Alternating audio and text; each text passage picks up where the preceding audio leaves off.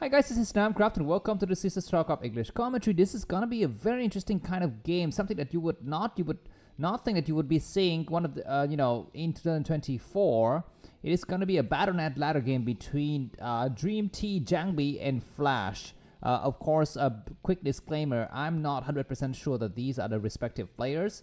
I think Flash's online identity has been confirmed in several ways. There are several sources confirming that it's actually him playing in terms of hotkey configuration and playing style and timings and stuff like that. But what about Jangbi?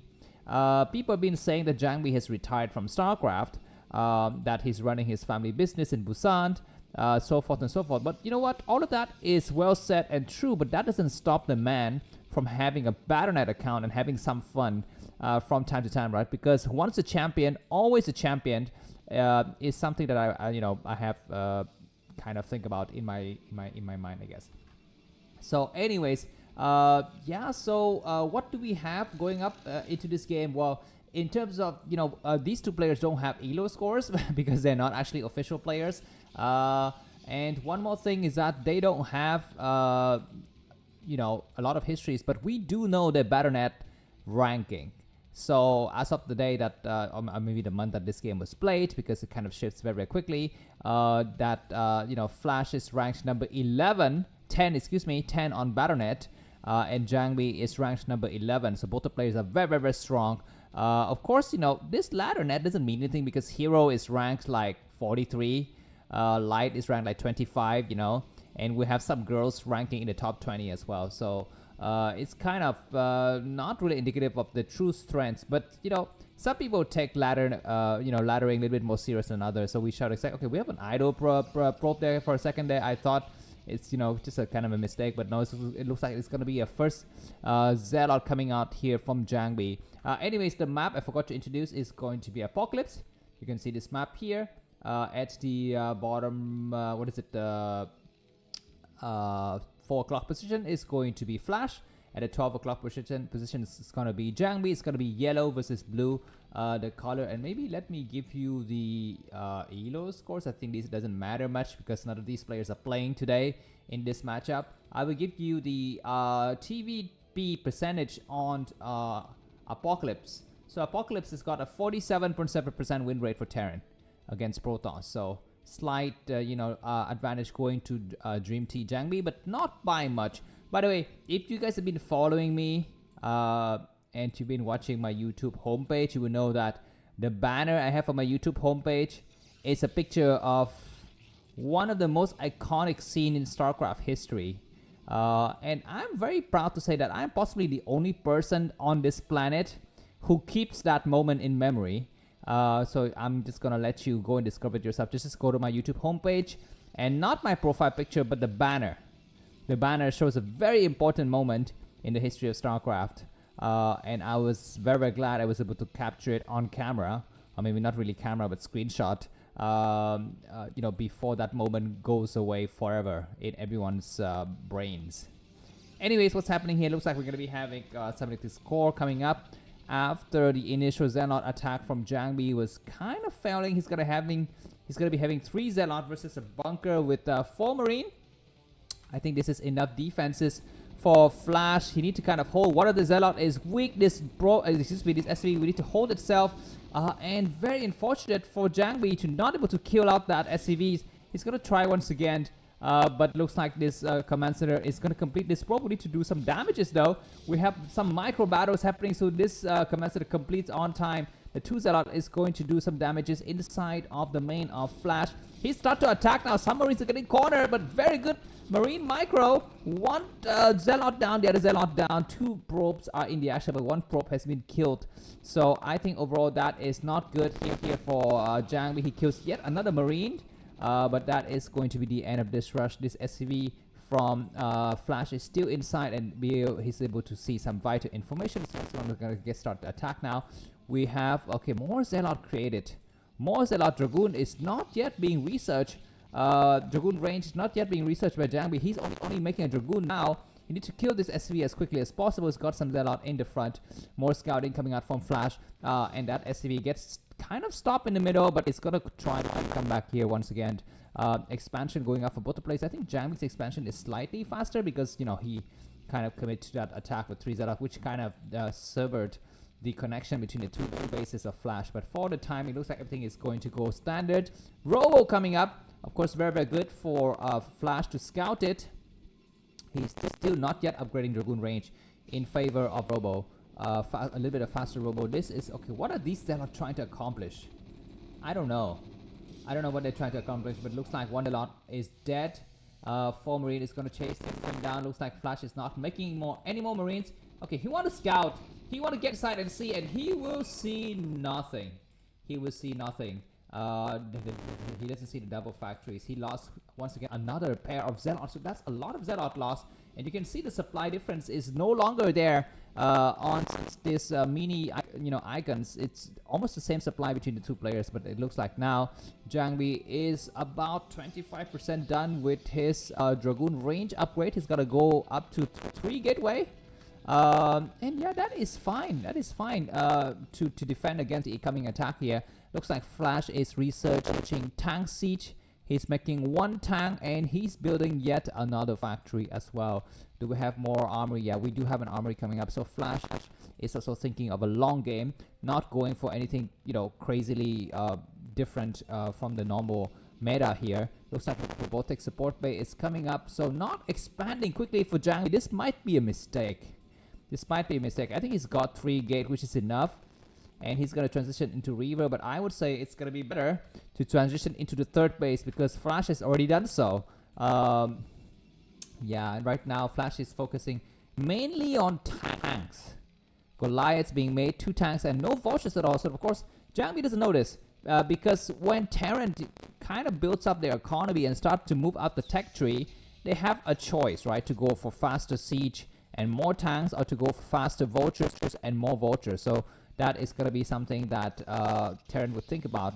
Looks like Jangbi doesn't know that, so he's going to be very cautious, and he's going to slow down his expansion a little bit.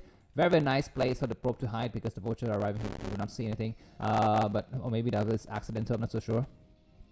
Anyways, the observer arrives now, and let's see what Jangbi sees. He sees 1 tank. He sees another tank. He's going to check the front to see if there's any army movement. He sees the command center, and he backs up. Wow. This is something that I feel like, Protoss players don't do much often, which is to run away with observers. They tend to try to go inside, check the base, and then leave it there. Which I personally don't like. You don't need to see things all the time. You need just to see when you want to see, and that's it.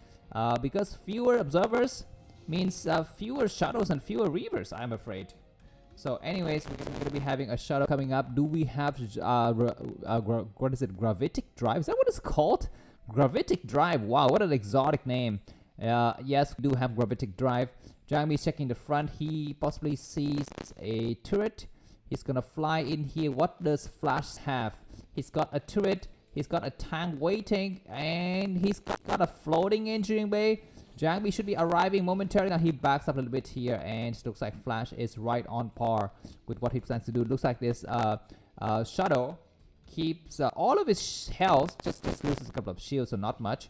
As probes will need to get transferred towards this new base that Jangbi is putting up. He's almost completed. And Flash is going to start to inch out. Jangbi is going to lose at least a single Dragoon, if not more. So many tank Dragoon is trying to take a couple of hit points against the tank and Goliath's line. We have the Shadow with speed that fly. The Reaver's gonna need to land a shot right here. He attacks one of the tank in the corner, but both tanks might lose their lives, and very, very good for Jangbi to waste a single Reaver and Shadow, but kind of bad for Flash to not utilize the Goliath correctly. And now these Dragoons will be able to take down at least more Goliath. That tank is kind of damaged. He needs to pull up this Dragoon, and indeed the Dragoon pulls back. The tank is sieging, and this is far away enough from the turret line. Looks like Flash is gonna be losing maybe one more tank. This tank is siege, so we not able to lose itself correctly. The Shadow arrived. They're gonna land some Zealot and a Reaver. The Reaver is gonna fire a shot at what, killing both the Goliaths and the SCV and some Marine as well. This shot isn't so bad, but at the last minute it looks like Flash is able to hold. Let's check up on the economy. Looks like Flash is now still on the same supply as Jangbi, so Jangbi is kind of having like a bad day. He's gonna be able to do one more shot. That tank survived. No, it doesn't survive. SCV running for their lives. Oh, that was very clutch. If that SV train had been, you know, just completely carbureted. What's the word for, you know, being burned? Incarcerated, maybe. That would be terrible. But now we're going to be having that tank shot. He might try to do some money shot against the SCV. No, looks like he's going to try to go in here. There are a single local lights in waiting. The Reaver flight right past every goddamn thing. He goes inside the main. There's like virtually nothing here. He lands a Reaver. And SCVs are running for their lives. This will do a single pathetic shot, not so much. This shot is a little bit better. He's going to do one more shot. I need to pick up the Reaver and once again hide in the corner. Yes, he will take one more shot and then he will fly out. But will he be able to succeed? That's the question. He picks up the Reaver once again and he will land it in the corner. No, he runs out and escapes. Wow, that was a lot of damage is done and slightly Jangbi supply advantage is back up here. 92 versus 81, but not enough to guarantee the number of bases that he has compared to the Terran player. APM wise, Jangbi 300 APM, Flash 320. So kind of, I guess, yeah, Jangbi was never known to be a high APM player, but of course he's still better than Stork, and to a certain extent Snow in 224. Anyway, some tourists getting created.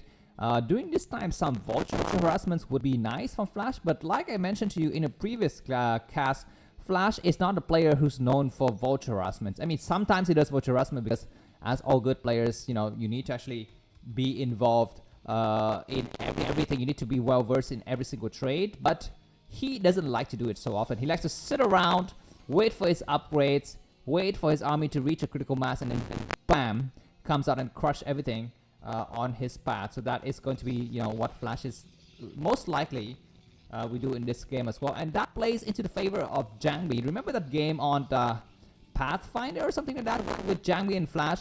Flash was too cocky. Flash says, you know what, I think that I can crush you with my 4 bases and, you know, 2 upgrades or 3 upgrades or whatever, and he lets Jangbi take the entire map. And I had a short video on YouTube about that as well. You know, that was featuring one of the intense battles in that battle in that game on Pathfinder, where I think Jangbi landed something like 12 storms against Flash, 200 maxed out army. That was insane to watch. I think you know what I'm talking about. You don't even need to watch the video, right? You have it in memory, entrenched in your memory. Anyways, nice scan to see what just some army getting created in the corner. All right, looks like both the players are slow to max out. We have probes getting transferred on the 2 various bases. Let's check the upgrades here for Flash. He's got +1 upgrades. Let's see where are the armory. There they are, and one of the armory is spinning, the other one is not yet spinning. He's upgrading, okay, that's Protoss. Terran is upgrading vehicle weapons. So what is it, weapons upgrade, and yeah, just making another command center somewhere, I think in the corner, maybe here. Yeah, there it is. All right, so anyways, some small vulture attack in the middle, completely thwarted by Jangbi. Jangbi is holding this area nicely. He's got transferring probes completed in several bases, so it is going to be 5 bases, 3 bases for the time being.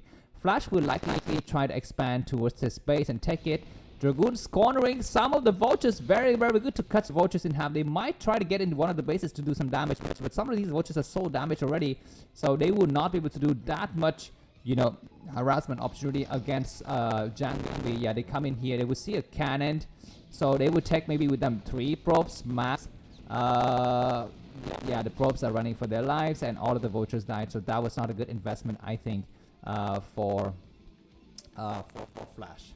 All right, what do we have coming up next here? Some dragoons moving across the map. The number of tanks is looking very scary. Let's check the upgrades. Yeah, +2, +1 now. So Miami, it's got to be the time for Flash to start to move out.